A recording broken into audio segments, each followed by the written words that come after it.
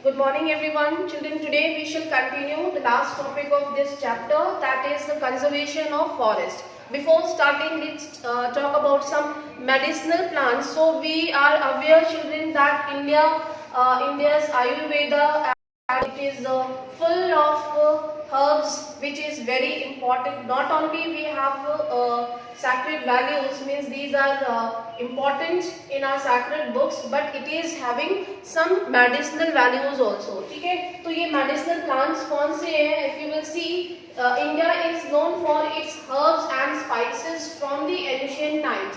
Okay, around 2000 plants have been described in Ayurveda, and at least 500 are in regular use.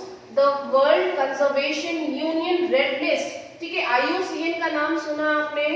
IUCN, ठीक है. So according to this, there are 352 medicinal plants, of 52 are critically threatened and 49 are endangered.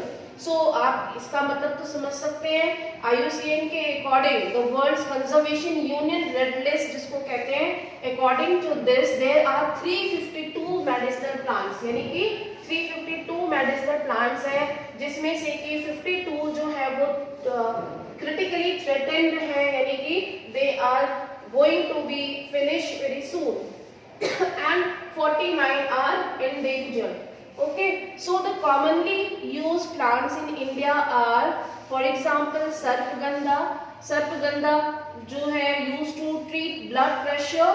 It is found only in India. ठीक है, सिर्फ India में ही ये plant मिलता है.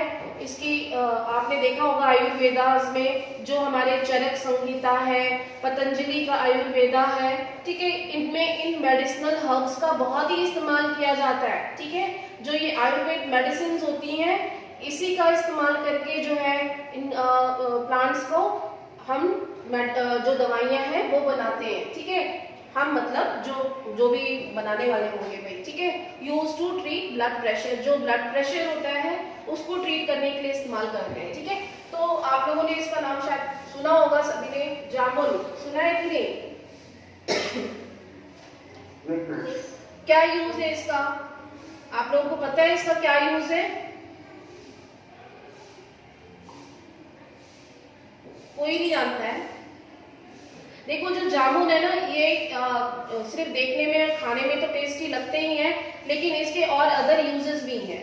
आयुर्वेदा के अकॉर्डिंग जो इसकी जो सीड्स होती हैं, it is useful to treat diabetes. ठीक है, it is very useful for the sugar patients. ठीक है, even it is having digestive properties. It is good for eliminative and diuretic and has digestive properties. जो इसका liquid, जो इसका juice होता है ना, वो बहुत ही हम कह सकते हैं कि बहुत ही बेनिफिशियल है. ठीक है, the powder of the seed is use for controlling sugar diabetes.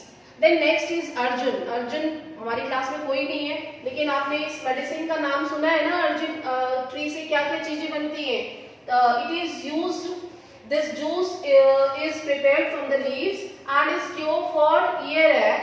It is also used for to regulate blood pressure. ठीक है, and then बबूल आप लोगों ने नाम सुना होगा. it is very important. इसका जो एक गम बनता है, जिससे बहुत सारी मेडिसिन बनती है बबूल के गम की.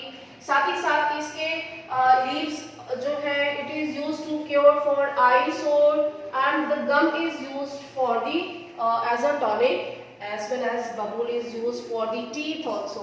है ना, नाम सुना है कि नहीं आपने? पहले जो पुराने जमाने के लोग होते थे ना, वो इससे दातुन करते थे. दातुन सुना है आपने, या वो भी नहीं सुना है ना? तो ये दांतों के लिए बहुत ही अच्छा माना जाता था. ठीक है, जो आपके मसूड़े होते हैं, it's gum is used as a tonic also. ठीक है, now look at the neem. Neem की प्रॉपर्टीज तो पता ही है, has high antibiotic, it is antibiotic. ठीक है, एंड इससे अभी जो हमारा कोविड वायरस चला था, तो बहुत सारे लोग जो है इसकी जो सीड्स होती थी, जो इसका फ्रूट होता है ना नीम का, वो खाना स्टार्ट कर दिए थे. क्यों? क्योंकि ये एंटीबायोटिक है ना. तो antibiotic, it has some antibacterial properties. लोग जो गांव में रहते हैं वो नीम को बहुत ही उसको सैक्रेड ट्री मानते हैं, उसकी पूजा भी करते हैं। ठीक है, और आप भी जानते हैं जहाँ पे भी नीम रहता है तो हमें अच्छी शेड मिलती है। ठीक है, बहुत सारे बर्ड्स जो है इस पे रहते हैं, तो इसका बहुत ही इम्पोर्टेंट वैल्यू है। Tulsi, it is use to cure cough and cold. Now we are using tulsi drops. भाई आज हर घर में यूज हो रही है तुलसी ड्रॉप्स, जो कि कोविड टाइम में सबने पीना स्टार्ट कर दिया, काढ़ा चाय में, इस जगह जगह हम लोग उसको अब इस्तेमाल करते हैं अपनी लाइफ में, है ना। देन कचनार, it is a type of flower. It is used to cure asthma and ulcer. The buds and the roots are good for digestive properties. सिर्फ ये कुछ एग्जाम्पल्स हैं, इसके अलावा आपने चाइना रोज जो हिबिस्कस है उसके बारे में सुना होगा, सुना है कि नहीं सुना हिबिस्कस का? यस, हिबिस्कस का सुना होगा, आंवला का सुना है कि नहीं सुना? आंवला ट्री, ठीक है, hibiscus, and then we have ashwagandha. So many plants are there in India which have medicinal value. ठीक है, medicinal properties होती हैं। ठीक है, so I think you understood now what is the next topic. It is about the conservation. नहीं, conservation नहीं है, it is wildlife. ठीक है, like its flora, India is also rich in its fauna. So what is flora and fauna? ये word clear है सभी को? Flora means vegetation and fauna is wildlife. It has approximately 90,000 animal species, and the country has about 2,000 species of birds. They constitute 13% of the world's total wildlife population. ठीक है, there are 2,546 species of the fish which account for nearly 12% of the world's stock. It also shares between 5 and 8% of the world's amphibians, reptiles and mammals. So you can underline India में कितनी animal species है? 90,000, and the country has about 2,000 species of birds only. ठीक है, 2,000 से ज़्यादा प्रजातियां जो है वो सिर्फ birds की हैं। उनमें भी 13% जो है ये 13% वर्ल्ड की टोटल पॉपुलेशन का ये कंट्रीब्यूट करता है India. There are 2,546 species of fishes are found, ठीक है, which is 12% of the world's stock, and it shares around 5 to 8% of the world's amphibians, reptiles and mammals. तो इनका भी contribution जो है वो 5 से 8% के अराउंड है। Amphibians, reptiles और mammals ये क्या होते हैं? ये तो डिफरेंस आपको पता होगा, आपने 7th-8th क्लास में ही एक चैप्टर पढ़े थे, difference between the reptiles, mammals and amphibians. पता है कि नहीं पता? क्या डिफरेंस है? कुछ एनिमल्स जो है वो 2 पैर पे चलते हैं, कुछ 4 पैर पे चलते हैं, और कुछ जो है वो रेंग के चलते हैं। ये डिफरेंस पता है ना? ठीक है,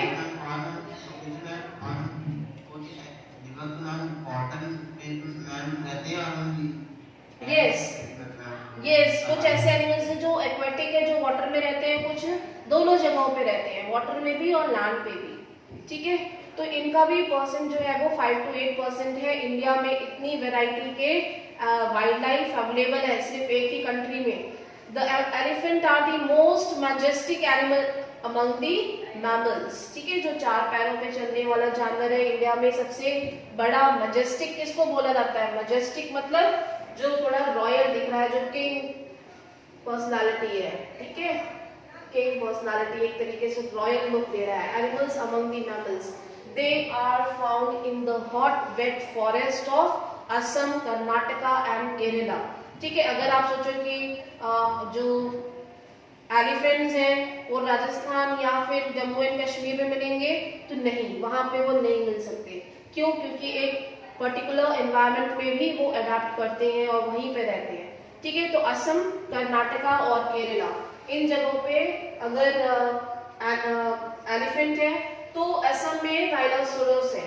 are the other animals which live in swampy and marshy land of Assam and West Bengal. तो ये मैंने आपसे क्वेश्चन पूछा था कल कि रॉयल बंगाल टाइगर के साथ साथ एक और एनिमल स्पेसिफिकली मैंग्रोव फॉरेस्ट में, टाइडल फॉरेस्ट में मिलता है, जिसको हम क्या कहते हैं? One horn rhinoceros. एक सिंग का जो है वो जो हम कह सकते हैं राइनासोर्स है वो यहाँ पे मिलता है इंडिया में, असम और वेस्ट बंगाल के जो डेल्टा रीजन है। Then in arid region of Rann of Kutch, जो गल्फ ऑफ कच्छ है और जो डेजर्ट रीजन है, इन रीजन्स में वाइल्ड एस, ठीक है, and camels are found, whereas in Indian bison, nilgai, ठीक है, bull and four horn antelopes, gazelle and different species of deer, ये सारी डियर की वेराइटीज हैं, ठीक है। Other animals are found in India. Basically जो डियर की स्पेसिफिक वेराइटी है वो हमें राजस्थान के कुछ पार्ट्स में और मध्य प्रदेश और प्लेट्यू रीजन के कुछ पार्ट्स में जो है हमें सबसे ज़्यादा मिलती है। इसके अलावा जो एंटीलॉप्स हैं, एंटीलॉप्स में भी जो फोर हॉर्न एंटीलॉप्स और गजेल्स हैं ये हमें जम्मू एंड कश्मीर बेल्ट में भी मिलती हैं, ठीक है। Then you will see the monkeys in different species of monkeys are found in the different states. हर जगह पे अलग अलग वैरायटी के हैं। Then in 1972 the Wildlife Protection Act was implemented in India. It is important, you can underline according to this all the type of these varieties जो आप ये पढ़ रहे हो, असम का rhinoceros और elephant, wild ass, कैमल, ये सभी जो है वो प्रोटेक्टेड एनिमल्स हैं, ठीक है। India is the only country in the world that has both tigers and lions, ठीक है। तो दोनों ही टाइप के जो ये मैमल्स है, टाइगर और लॉयन, ये इंडिया में मिलते हैं। लॉयंस जो है वो गुजरात के गिर फॉरेस्ट उन जगहों पे एशियाटिक लॉयन, ठीक है, सिर्फ गुजरात में ही मिलते हैं, और टाइगर जो है वो मध्य प्रदेश और royal Bengal tiger Bengal regions में, ठीक है। So you can underline all these point, और आपको ये common topics हैं, I think आपने already इन सब चीजों को सुना होगा। Leopards are also found in the dense forest of Himalayas, ठीक है। These small wild cats जो होती हैं वो भी इंडिया में मिलती हैं, black cats and wild cats. They are important among animals of prey. And the Himalayan harbors harbor a hardy range of animals which survive in extreme cold. For example, Ladakh में क्या मिलता है? Yak, shaggy horned wild dogs and the Tibetan antelope, ठीक है। तो ये कुछ varieties जो हैं वो हमें हिमालयन रीजन में ही देखने को मिलती हैं और कहीं पे ये वेराइटीज नहीं होती है। कौन कौन सी है? पहला है लद्दाख में मिलने वाले जो shaggy one horned wild ox जो है, हॉर्न्ड वाइल्ड ऑक्स और याक, ठीक है, एंड टिबेटन एंटीलॉप्स ये मिलते हैं हमें, जिसको एंड भारत ब्लू शीप, ठीक है, and wild sheep and the kiang Tibetan wild ass. So these varieties are found only on higher elevations, higher altitudes, along with ibex, deer, snow leopard, and rare red pandas are found in some regions of Himalaya. ठीक है? You can underline.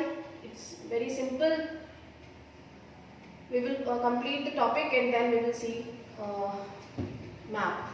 Later, in the only representative variety of crocodile found in the world today, bird life is very colorful. Peacocks, pigeons, ducks, parakeets, cranes, and pigeons are some specific birds are found in the forest and wetlands of the country. ठीक है? So this we have to keep in mind कि सिर्फ animals ही नहीं बल्कि birds की भी variety India में है, like pigeons, peacock is the national bird, duck, parakeets, ये सब parakeets और cranes ये जो है आपको coastal regions में ज़्यादा देखने को मिलती हैं, और जहाँ पे rivers हैं, we have selected our crops from a biodiverse environment from the reserve of edible plants. So accordingly जो हमारा environment है उसके according हमने अपनी crops भी select की हैं, और हर region में अलग अलग टाइप की एडिबल क्रॉप्स जो है वो हम ग्रो करते हैं। We also experimented and selected many medicinal plants and the animals were selected from large stock provided by nature as milch animals. So हम मिक्स फार्मिंग के बारे में ऑलरेडी पढ़ चुके हैं. So some are doing cultivation, some are involve in herding and domestication of animals for the milching purpose. ठीक है. So they are it is also included in cultivation और agriculture. So these animals are also very important which are included in milch animals. ठीक है. Milch animals उनको बोलते हैं जो कि जिनके के हम डेयरी प्रोडक्ट्स और डेयरी आइटम्स जो है वो बनाते हैं. They are also providing the sorry stored power, transportation, meat and eggs etc. ठीक है. So we have to remember the significance of such animals also in wildlife. The fish provides nutritious food. Many insects help in pollination of crops and fruit trees, exerting biological control. I think आप लोगों को ये सारी चीजें खुद से read करके समझ लेनी चाहिए. किसी को कोई प्रॉब्लम तो नहीं है इसमें? आ रहा है समझ में? कौन कौन सी वैरायटी के एनिमल्स जो है वो मिलते हैं, उनके क्या यूजेस हैं. कुछ एनिमल्स का हम कल्टीवेशन में यूज करते हैं, कुछ एनिमल्स जो है वो डोमेस्टिकेट नहीं कर सकते. सो दे आर वाइल्ड एनिमल्स. ठीक है. सो वाइल्ड एनिमल्स तो अलग है, उनकी अलग वैल्यू है, लेकिन जो डोमेस्टिकेट कर रहे हैं हम जिन एनिमल्स को मिल्क पर्पस के लिए और डेयरी प्रोडक्ट्स के लिए और ट्रांसपोर्टेशन के लिए, they are also very valuable. Every species has a role to play in the ecosystem, hence conservation is very essential. And as has been mentioned earlier, due to excessive exploitation of plant and animal resources by human beings, the ecosystem has been disturbed. About 1300 plants are species are endangered. ठीक है. Endangered species का मतलब clear है. What is endangered species? Who can tell? जितने लोग attend कर रहे हैं उनमें से कोई रिस्पांस करेगा? What is endangered species? Yes yes, very good. So those animals or birds which are at the verge of extinction, they are endangered. यानी कि ऐसी जो है वो खत्म होने की कगार पे है. ठीक है. वो endangered species है. And some species are extinct. जो कि extinct species कौन सी है? 20 species are extinct. Yes. Who will speak? Yes, children, क्या हो गया? कुछ ऐसे एनिमल्स और बर्ड्स हैं ना जो एक्सटिंक्ट हो चुके हैं इंडिया से. डोडो सुना है आपने? डोडो बर्ड? हाँ सुना है ना, जो कि इंडिया में थी पहले, अब नहीं है, एक्सटिंक्ट हो रही है.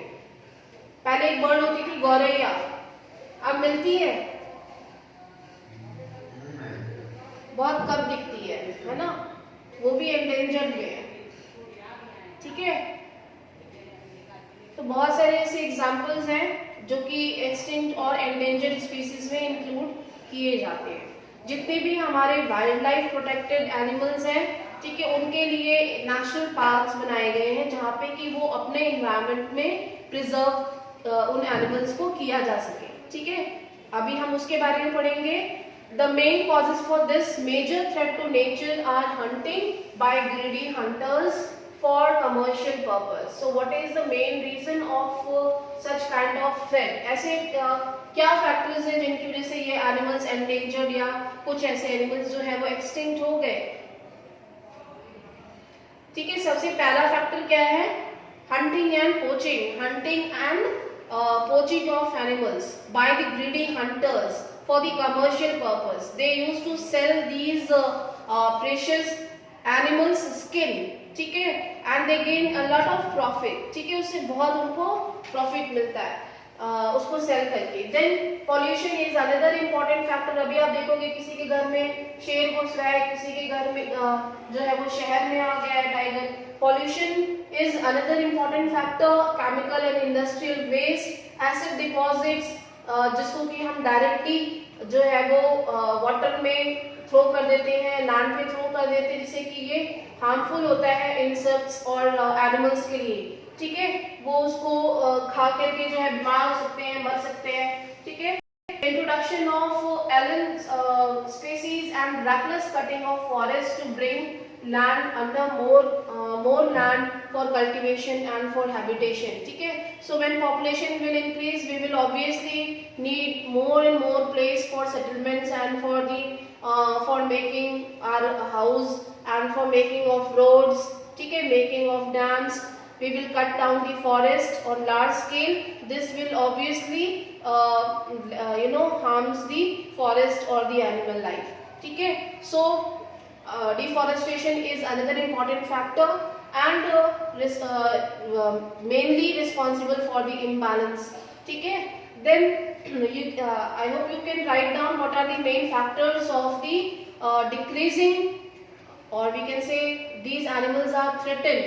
Why? Because of such factors the nature is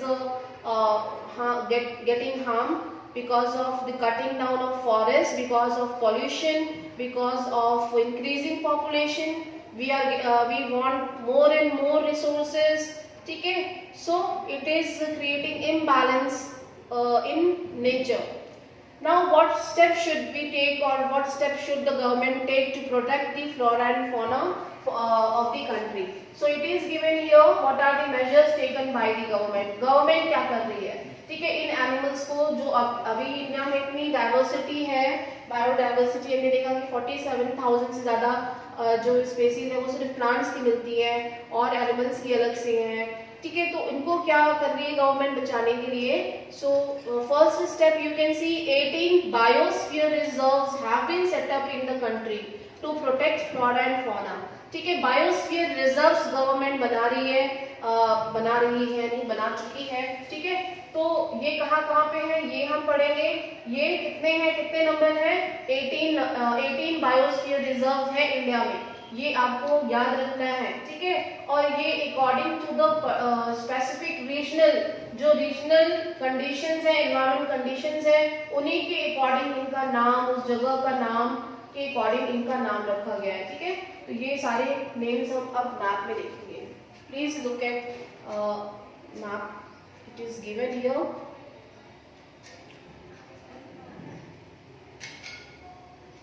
दिख रहा है आप लोगों को मैप में?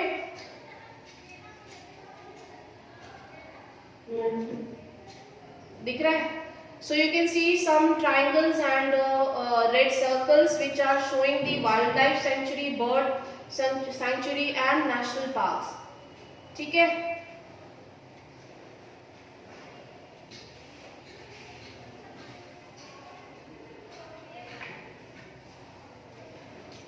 ओके, ये वाला map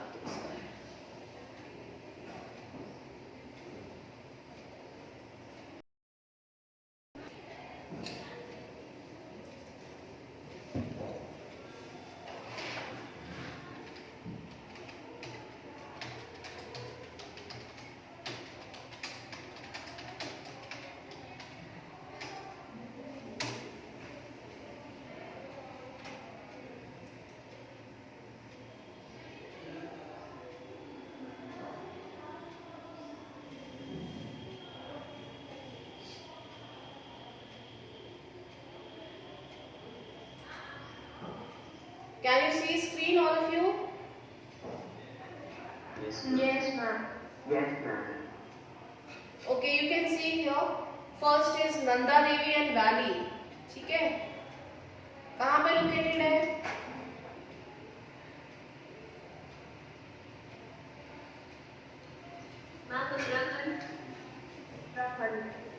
Yes, it is located on here you can see on the foothills of Himalayas। जो हिमालयाज है उन रीजन्स में जो नंदा देवी जो हिल है, जो माउंटेन रेंज है, उन पे ये बायोस्फीयर रिजर्व बनाया गया है, ठीक है। So where flowers and other species of trees and wild life is protected. Are you getting, all of you? You can see. So if you want to study more, you can find out the details. Okay, दिख रहा है सभी को? So flower valley is located, so it's very beautiful, है ना। और हम एक और दिखाते हैं आपको, मानस, ठीक है।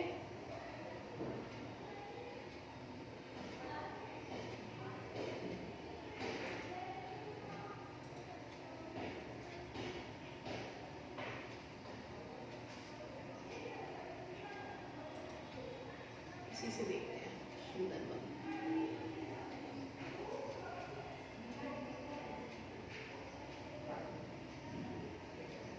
So Manas National Park is basically we can say preserved for the elephants and rhinoceros, ठीक है, one horn rhinoceros. It is in Assam, ठीक है, असम आप देख सकते हो, असम में लोकेटेड है। Then you can see here Sundarban biosphere reserve, ठीक है, Sundarban biosphere reserve where royal Bengal tiger is preserved, one horn rhinoceros are preserved, ठीक है, some variety of turtles, means there is all type of animal species which are found in this region are conserved in this biosphere reserve, ठीक है। अब और एक देखते हैं, ये है वेंकटेश्वर नेशनल पार्क, ये नेशनल पार्क है। ये देखिए नीलगिरी हिल्स, नाम सुना है ना सभी ने, नीलगिरी बायोस्फीयर रिजर्व, ठीक है। सो हाँ, तो आप अगर आप देखोगे तो इस तरीके से आपको ये बायोस्फीयर रिजर्व्स जो है, जो जिस भी जगह में, जिस जोग्राफिकल रीजन में जिस स्पेसिफिक टाइप के एनिमल्स या फिर जो भी स्पेसीज ऑफ प्लांट्स हैं उनको प्रिजर्व कर दिया है गवर्नमेंट ने, एंड एंट्री इज प्रोहिबिटेड, ठीक है। यहाँ पे एंट्री जो है वो फॉरबिडेड है, ठीक है। So nobody is allowed to move inside, okay. You can see, देखा अभी कहाँ गया। अब इसके आपके सारे नाम जो है उसको आपको स्टडी कर लेना है, अंडरलाइन कर लीजिए कि कौन कौन से बायोस्फीयर रिजर्व्स हैं इंडिया में। 18 बायोस्फीयर रिजर्व्स हैं, ठीक है। जैसे कि हमने अभी देखा था, नंदा देवी था, सुंदरबन है, ठीक है, गल्फ ऑफ मन्नार कहाँ पे है, केरला और श्रीलंका के बीच में जो रीजन है, ठीक है। देन नीलगिरी, नौक्रेक, ग्रेट निकोबार, मानस, सिमलीपाल, ठीक है, Pachmarhi and Achana Kumar and Amarkantak. These are included one of the famous biosphere reserves of the world. Are you getting all of you?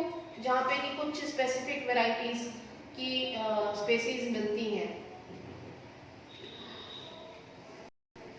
Now look at the other step. देखो अभी ये वाला topic नहीं करेंगे क्योंकि हम मेजर्स पढ़ रहे थे कि गवर्नमेंट ने कौन कौन से मेजर्स दिए। अच्छा, ये लिस्ट दी हुई है यहाँ पे, आप इसको अंडरलाइन कर लेंगे अगर आपसे क्वेश्चन पूछा जाता है कि कौन सा बायोस्फीयर रिजर्व है या नहीं है, ठीक है। Second step is financial and technical assistance is provided to many botanical gardens by the government since 1992, like in Kutch, जो कि गल्फ ऑफ कच्छ है, कोल्ड डेजर्ट कौन सा है, लद्दाख, एंड शेषाचलम एंड पन्ना, ठीक है, जहाँ पे कि टाइगर मिलते हैं।